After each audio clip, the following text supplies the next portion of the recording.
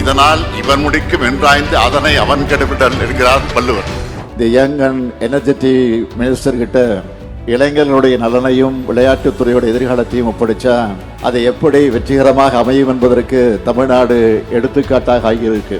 இத்தனை இளைஞர்களை, திறமையாளர்களை அடையாளம் காண உழைத்து கொண்டிருக்கக்கூடிய மாண்புமிகு துணை முதலமைச்சர் உதயநிதி அவர்களுக்கும் என்னுடைய பாராட்டுக்கள், வாழ்த்துக்கள். தலைவர் கலைஞர் அவர்கள் சொன்ன ஒரு விஷயம் என்னுடைய ஞாபகத்துக்கு வருது. நான் உள்ளாட்சித்துறை அமைச்சராக இருந்தப்போ ஏராளமான பணிகளை, முன்னெடுப்புகளை நாள்தோறும் செய்யறதை பார்த்து ஒரு விழாவில் பேசின முதலமைச்சர் கலைஞர் அவர்கள் என்னுடைய துறையில செய்யப்பட்ட சாதனைகள் எல்லாம் அவர் பட்டியலிட்டு பேசி, நான் உள்ளாட்சித்துறை அமைச்சராக இருக்கலாமோ என்று தோணுதுன்னு சொன்னார். இன்னைக்கு அதே ஏக்கம் எனக்கு வந்திருக்கு. நானே விளையாட்டுத்துறையையும் கவனிச்சுக்கலாமே என்று இப்ப எனக்கு தோணுது.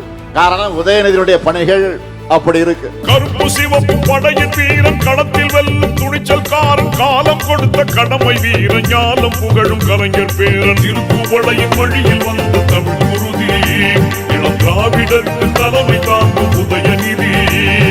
திருப்புவளையின் வழியில் வந்த தமிழ் குருதி, இளம் திராவிடருக்கு தலைமை